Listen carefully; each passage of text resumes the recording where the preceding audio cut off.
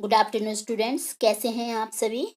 तो बच्चों, आज का जो हमारा टॉपिक है पाठ्य पुस्तकों के चयन के सिद्धांत अथवा पाठ्य पुस्तकों की समीक्षा।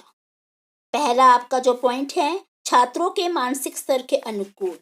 जो ये पाठ्य पुस्तकें हैं ये छात्रों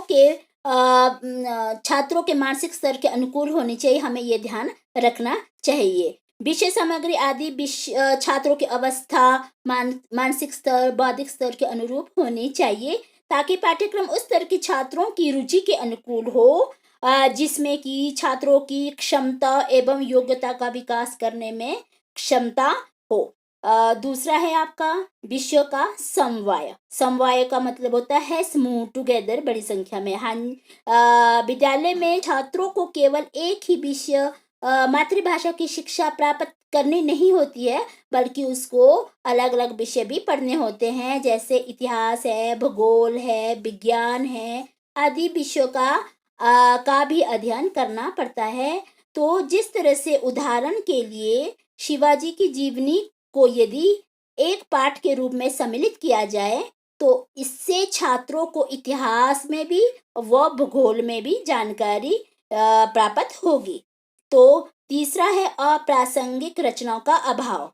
ये हिंदी भाषा में अनेक साहित्यकारों ने युगीन परिस्थितियों से प्रभावित होकर काव्य की रचना की है। तो उन्होंने जिन प्रसंगों को उठाया है, आज उनमें से प्रसंग बिल्कुल ही अप्रासंगिक हो चुके हैं, यानी हिंदी के पाठ्य पुस्तकों में ऐसे अप्रासंगिक रचनाओं को सम्मिलित नहीं किया जाना चाहिए। मातृभाषा की पुस्तकों की समीक्षा करते समय हमें यह भी ध्यान रखना चाहिए कि उसमें अप्रासंगिक रचनाओं को कोई स्थान नहीं दिया जाना चाहिए। दूसरा है अनावश्यक व अनुपयोगी सामग्री का अभाव। हिंदी की पाठ्य पुस्तक की समीक्षा करते समय हमें ये भी ध्यान रखना होता है कि उनमें अनावश्यक सामग्री का प्रयोग नहीं किया जाना चाहिए। अनावश्यक और अनुपयोगी सामग्री का प्रयोग नहीं किया जाना चाहिए। जिस तरह से एक उदाहरण के लिए कि यदि माध्यमिक स्तर की पाठ्य पुस्तक में कबीर की उलटबांसी या सूरदास की दृष्टिकूट पदों को सम्मिलित किया जाए, तो वह सामग्री अनावश्यक व अनुपयोगी समझी जाएगी, क्योंकि वो छात्रों के मानसिक स्तर के अनुरूप नहीं होती है। यानी छोटे बच्चों की उसके अनुसार शिक्षा दी जानी चाहिए, मानसिक स्तर के अनुकूल होना चाहिए। और स्तर अनुकूल भाषा का प्रयोग। मातृभाषा की पाठ्य पुस्तकों की समीक्षा करते समय हमें ये भी ध्यान रखना होता है कि उसमें संकलित रचनाओं, पाठों आदि की भाषा छात्रों के मानसिक स्तर के अनुकूल होना चाहिए। नेक्स्ट पॉइंट है आपका सभी पाठों का उचित विभाजन।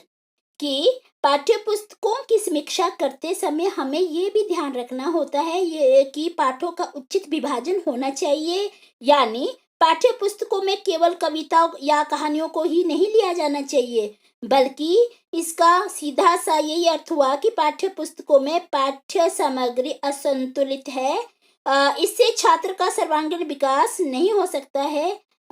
नेक्स्ट पॉइंट है आपका शिक्षा के उद्देश्यों के अनुकूल।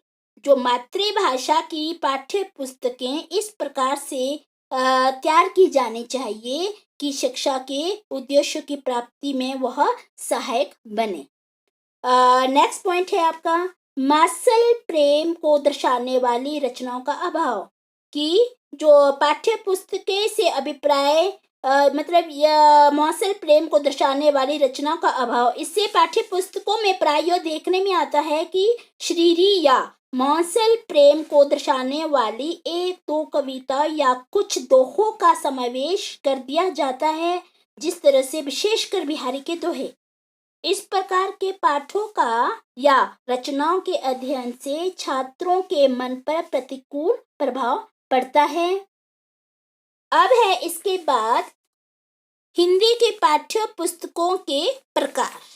तो बच्चों, अभी तक हमने पढ़ा है इसकी समीक्षा और इसके सिद्धांत। अब हम प्रकार को पढ़ेंगे। तो 4 प्रकार वैसे तो मैंने पहले भी पढ़ा दिया है आपको, परंतु इसके 4 प्रकार होते हैं। इसको दोबारा से करा रही हूँ। पहला है गहन अध्ययन की पुस्तकें, दूसरा है विस्तृत अध्ययन की पुस्तकें, तीसरी है व्याकरण की पुस्तकें, चौथा है आपके 4th पॉइंट है रचना की पुस्तकें। तो पहला है आपका गहन अध्ययन की पुस्तकें। ऐसी पुस्तकों में गद्य शैली व पद्य शैली की रचनाएं सम्मिलित की जाती है। इन रचनाओं के माध्यम से छात्रों को शब्द विन्यास, वाक्य विन्यास, भाषा की अभिव्यक्ति आदि का अभ्यास कराया जाता है। इस प्रकार की जो पाठ्य पुस्तकों में गद्य शैली की रचनाओं का समावेश इसीलिए किया जाता है ताकि छात्रों को विविध विषयों का ज्ञान दिया जा सके और उनकी जो शुद्ध भाषा के प्रयोग में भी उसे सक्षम बनाया जा सके। दूसरा है और गद्य पद्य शैली के माध्यम से छात्रों को सहृदय बनाने का प्रयास किया जाता है। उसमें कोमल भावनाओं का विकास करने का प्रयास किया जाता है। यानी यदि छात्रों में इन गुणों का विकास हो जाता है तब वह सत्य असत्य, सुंदर असुंदर में भेद करने में सक्षम हो जाता है तथा एक संपूर्ण व्यक्तित्व का स्वामी वह बनता है। तो ये पहला पॉइंट था गहन अध्ययन की पुस्तकें। दूसरा पॉइंट है विस्तृत अध्ययन की पुस्तकें।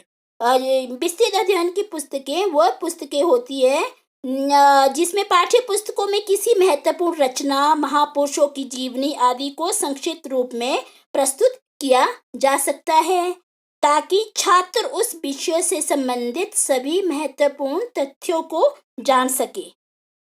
यानी पुस्तकें मुख्य पाठ्य पुस्तकों की सहायक पुस्तकें होती है जिसमें मौन वाचन, स्वस्वर वाचन आदि की दृष्टि से भी उपयोगी सिद्ध होती है। तीसरा है आपका व्याकरण की पुस्तकें। हिंदी भाषा का संपूर्ण ज्ञान देने के लिए पाठ्य पुस्तकों के साथ साथ हिंदी व्याकरण की पुस्तक को भी पाठ्यक्रम में सम्मिलित किया जाना चाहिए। चौथा है रचना की पुस्तकें। छात्र कक्षा में जो कुछ सीखते हैं भाषा व उसके व्याकरण जितना ज्ञान प्राप्त करते हैं उस ज्ञान का व्यवहारिक प्रयोग करने हेतु छात्रों को रचनात्मक कार्य करने चाहिए। इसके लिए उन्हें ऐसी पुस्तकें दी जानी चाहिए जिनमें रचनात्मक कार्यों को करने की क्षमता का विकास हो सके। उदाहरण के लिए बैंक में पैसे जमा कराने व निकालने, प्रपत्र भर